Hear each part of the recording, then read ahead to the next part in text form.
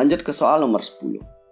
Untuk meningkatkan kemampuan siswa dalam memecahkan masalah matematika, beberapa tindakan berikut relevan kecuali A. Menerapkan pembelajaran kooperatif dengan pendekatan masalah yang disesuaikan karakteristik siswa. B. Menerapkan cara menjawab soal yang menuntut siswa untuk menerapkan keterampilan memecahkan masalah. C. Menggunakan lembar kerja yang syarat dengan soal-soal pemecahan masalah secara bergradasi. D. Memanfaatkan alat peraga matematika yang relevan dengan satu atau lebih masalah matematika. Nah, kita cek jawaban bareng-bareng. Untuk meningkatkan kemampuan siswa dalam memecahkan masalah matematika, jadi beberapa tindakan berikut yang relevan kecuali jelas di sini opsi D. Memanfaatkan alat peraga matematika yang relevan dengan satu atau lebih masalah matematika. Nah, kalau kita telah lebih lanjut, nah kemampuan siswa dalam memecahkan masalah matematika, jadi tindakan yang tepat diberikan opsi A, menerapkan pembelajaran kooperatif dengan pendekatan masalah yang disesuaikan karakteristik siswa. Jelas di sini dengan pendekatan masalah, pembelajaran kooperatif yang disesuaikan karakter siswa akan meningkatkan kemampuan siswa dalam pemecahan masalah. Jelas. B. Menerapkan cara menjawab soal yang menuntut siswa untuk menerapkan keterampilan pemecahan masalah. Jelas di sini akan dapat meningkatkan kemampuan siswa dalam memecahkan masalah. C. Menggunakan lembar kerja yang syarat dengan soal-soal pemecahan masalah secara bergradasi. Jelas benar. Kalau opsi D tidak cocok, jadi alat peraga matematika yang relevan dengan satu atau lebih masalah matematika jadi kurang relevan untuk meningkatkan pemecahan masalah matematika. Lanjut soal nomor 11. Instrumen yang selalu diperlukan dalam PTK adalah kecuali A. Soal tes formatif, B. Pedoman observasi, C. Pedoman wawancara, D. Rencana pembelajaran.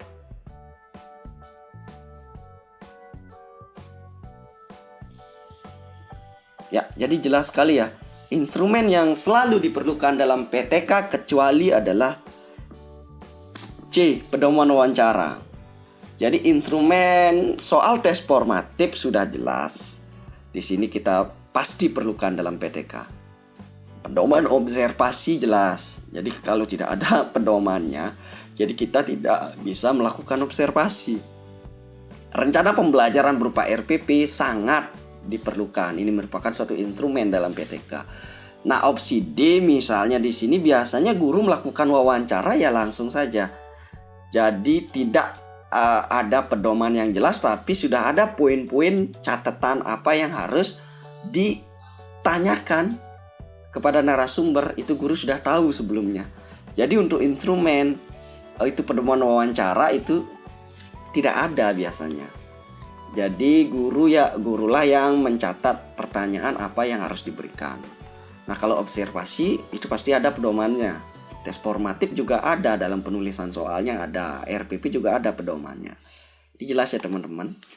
Soal nomor 12. Berikut ini salah satu komponen perbedaan antara proposal dan laporan PTK.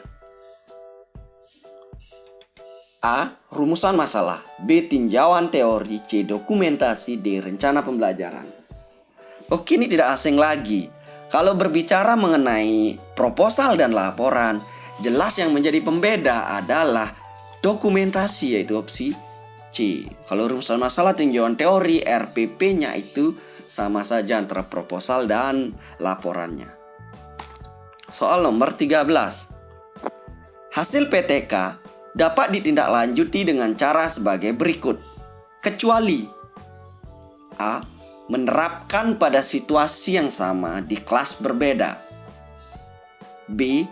Mengembangkan keterampilan mengajar yang relevan. C. Menggeneralisasi hasil PTK pada seluruh kelas di sekolah. D. Membuat karya tulis dari hasil PTK untuk diseminarkan atau diterbitkan. Oke, kita cek jawabannya. Telaah satu-satu. Sudah jelas sekali di sini hasil PTK ditindaklanjuti dengan cara untuk opsi A, menerapkan pada situasi yang sama di kelas berbeda, benar.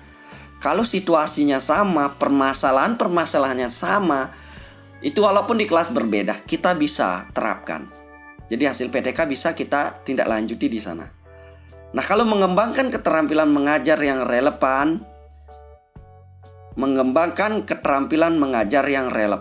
ini bisa juga. Opsi C, menggenerasikan hasil PTK pada seluruh kelas di sekolah. Ini tidak bisa. Kenapa? Nah, untuk masing-masing kelas yang ada di seluruh sekolah, itu sudah tentu permasalahan yang dialami di masing-masing kelas itu berbeda. Jadi untuk menggeneralisasi hasil PTK ke seluruh kelas itu kuranglah tepat. Ya, jadi opsi C ini sangat kurang tepat. Jadi tidak bisa hasil PTK itu digeneralisasi terhadap seluruh kelas yang permasalahan di dalam kelas itu berbeda-beda. Dijelas ya. Kalau opsi D, membuat karya tulis dari hasil PTK untuk diseminarkan dan diterbitkan, itu bisa. Itu hasil tindak lanjut dari PTK, ya memang begitu. Harus diseminarkan dan harus diterbitkan. Lanjut soal nomor 14. Tujuan utama pengembangan keprofesian berkelanjutan adalah untuk A, menambah pengalaman penelitian dan publikasi, B, meningkatkan mutu pengelolaan pembelajaran, C, meningkatkan karir jabatan profesi guru, D, meningkatkan profesionalitas guru.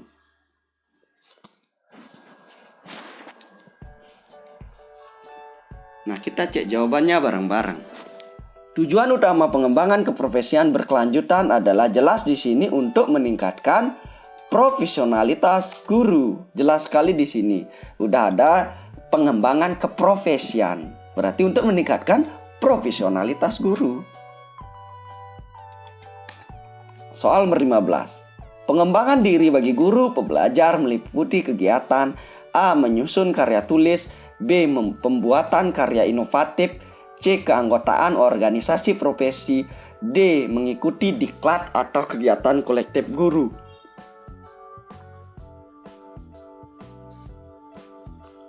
Oke, di sini teman-teman jangan sampai terkecoh. Jadi pengembangan diri. Nah, ini ada kata-kata pengembangan diri. Jadi jelas opsi D, mengikuti diklat atau kegiatan kolektif guru. Nah, kita lihat dulu pembahasannya. Nah, pengembangan keprofesian berkelanjutan, itu kita sebut dengan PKB, adalah bentuk pembelajaran berkelanjutan bagi guru yang merupakan kendaraan utama dalam upaya membawa perubahan yang diinginkan berkaitan dengan keberhasilan siswa. Nah, 3 bentuk pelaksanaan PKB itu ada pengembangan diri, publikasi ilmiah, dan karya inovatif. Nah, itu. Nah, di sini ada opsi karya inovatif itu bukan bagian dari pengembangan diri. Nah, karya tulis juga bukan bagian dari pengembangan diri. Jadi jelas yang bagian dari pengembangan diri adalah mengikuti diklat atau kegiatan kolektif guru. Nah, kegiatan kolektif guru ini bisa forum MGMP yang membahas di sana tentang permasalahan atau menyamakan persepsi tentang instrumen, itu bisa dilakukan. Nah, itulah salah satu dari kegiatan pengembangan diri. Kita lanjut soal nomor 16. Pada seminar dengan skala besar dan pembicara lebih dari satu dikenal adanya sesi paralel, yaitu A, sesi seminar setelah sesi utama yang diselenggarakan secara pleno, B, sesi akhir seminar yang merangkum hasil seminar dari berbagai topik masalah, C, sesi yang menghadirkan beberapa pembicara dengan urutan penyajian yang bersamaan, D, sesi seminar untuk beberapa kelompok topik masalah yang dilakukan bersamaan dalam ruangan yang berbeda.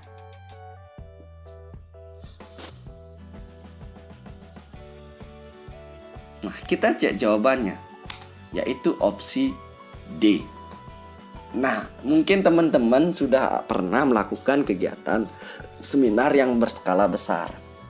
Jadi sering mendengar ada sesi paralel. Maksudnya adalah sesi seminar ini untuk beberapa kelompok topik masalah yang dilakukan bersamaan dalam ruangan yang berbeda. Jadi beberapa ada masalah, topik masalah yang berbeda itu dilakukan secara bersamaan tapi di ruang berbeda. Nah, kalau ini sesi seminar setelah sesi utama secara pleno, salah. Sesi akhir seminar yang merangkum, salah juga. Sesi yang menghadirkan beberapa pembicara, urutan penyajian yang ini urutan, salah. Jadi sesi paralel itu adalah waktunya yang bersama, itu kuncinya ya teman-teman, di tempat yang berbeda. Soal nomor 17. Karya tulis ilmiah harus memenuhi kriteria apik agar dapat dianggap sebagai karya yang bermutu.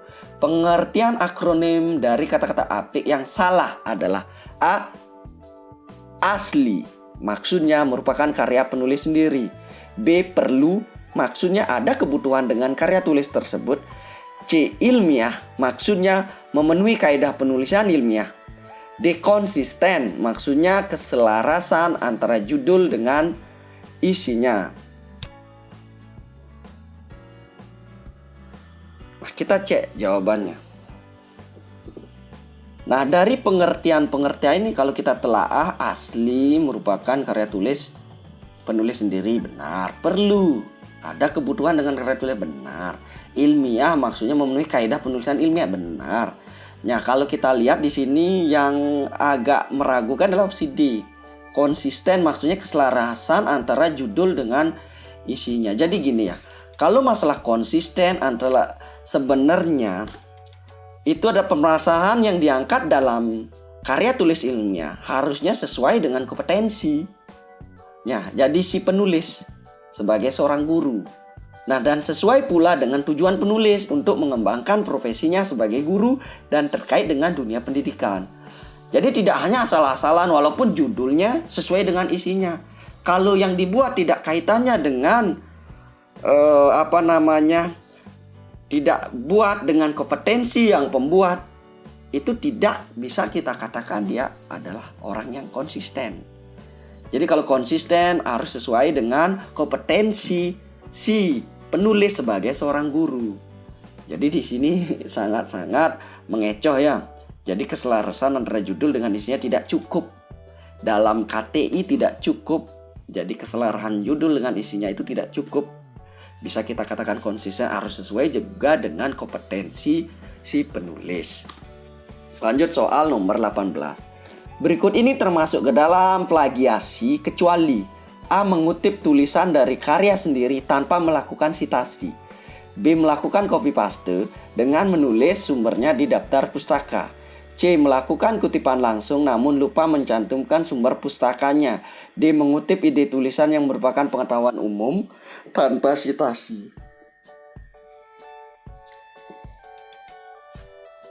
Oke, jelas sekali di sini yang benar adalah opsi D. Nah, sebelum kita akan bahas, kita harus tahu dulu sitasi itu apa sih?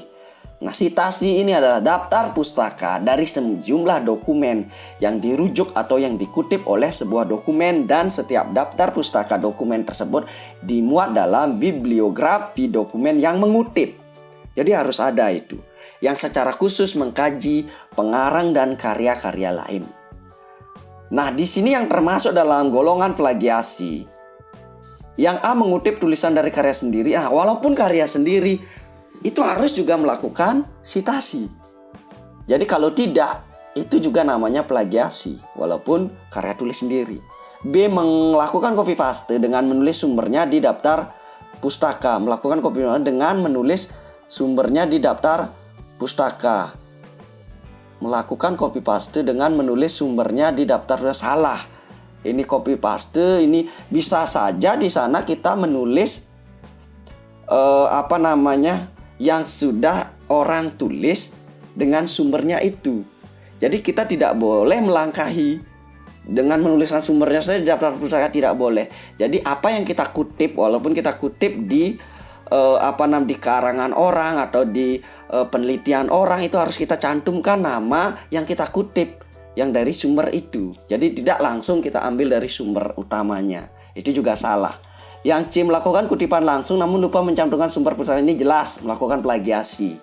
Kalau D. Mengutip ide tulisan yang merupakan pengetahuan umum tanpa sitasi, itu bisa dilakukan. Kalau itu merupakan pengetahuan umum, kita tidak perlu melakukan sitasi lagi. Jadi jelas ya teman-teman. Mungkin banyak juga yang teman-teman menjawab opsi B. Melakukan copy paste dengan menulis sumbernya di daftar pustaka. Ini bisa saja terjadi kasus yaitu kita mengutip karya orang atau penelitian orang, itu orangnya itu harus dicantumkan juga. Jadi bukan hanya mencantumkan sumbernya saja. Lanjut soal nomor 19.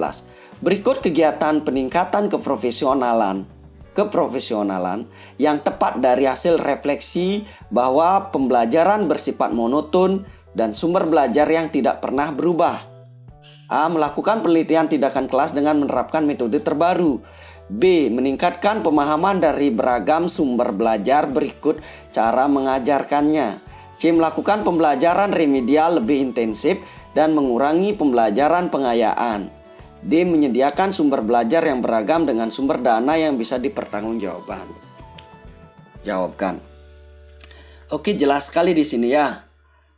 Untuk kegiatan peningkatan keprofesionalan yang tepat dari hasil refleksi, bahwa pembelajaran di sini yang dilakukan oleh guru itu monoton dan sumber belajar yang tidak pernah berubah, yang jelas adalah opsi B, meningkatkan pemahaman dari beragam sumber belajar berikut cara mengajarkan. Nah, jelas di sini karena pembelajaran yang selama ini dilakukan oleh guru adalah monoton itu saja. Jadi perlu pemahaman dari berbagai sumber belajar serta cara mengajarnya bagaimana, yang nantinya akan bisa dipilih yang mana yang cocok diterapkan dengan karakteristik siswa itu sendiri. Nah, jelas ya. Kalau kita telah itu yang A, melakukan penelitian tindakan kelas dengan menerapkan metode terbaru, ini kurang tepat juga. Karena dalam pelaksanaan PTK itu harus disesuaikan dengan masalah yang dihadapi oleh siswa. Itu tujuannya untuk perbaikan pembelajaran. Jadi tidak semena-mena kita terapkan metode yang baru, yang cocok, kan belum tentu cocok. Yang B, meningkatkan pemahaman dari berbagai sumber ini. Yang C, melakukan pembelajaran remedial lebih intensif dan mengurangi pembelajaran yang kurang tepat. Menyediakan sumber belajar yang beragam dari sumber dana, ini kurang juga ya. Jadi jelas ya teman-teman. Kita lanjut soal nomor 20. Hasil refleksi kemudian diteruskan dengan PTK dengan judul peningkatan pemahaman konsep matematis melalui metode pembelajaran kooperatif dengan diskusi terbuka di SMP X Kabupaten Y. Karya tulis yang terkait dengan PTK di atas dapat berjudul di bawah ini kecuali A. Peningkatan pemahaman konsep matematis melalui metode pembelajaran kooperatif dengan diskusi terbuka di SMP X Kabupaten Y. B. Mengapa metode pembelajaran kooperatif dengan diskusi terbuka mampu meningkatkan pemahaman konsep matematis? Sebuah studi PTK. C. Bagaimana melakukan pembelajaran kooperatif dengan diskusi terbuka? D. Berbagai macam jenis konsep matematis. Nah, jelas sekali sih ya, karya tulis yang terkait dengan PTK yang sesuai di atas yang dapat berjudul di bawah ini kecuali jelas opsi D. Berbagai macam jenis konsep matematis. Itu yang tidak bisa kita angkat karya tulisnya yang terkait dengan PTK peningkatan pemahaman konsep matematis melalui metode pembelajaran kooperatif dengan diskusi terbuka di SMP X Kabupaten Y. Nah, itu sudah dibahas total 20 soal. Jadi ingat ya teman-teman, ditunggu terus lanjutannya. Terima kasih.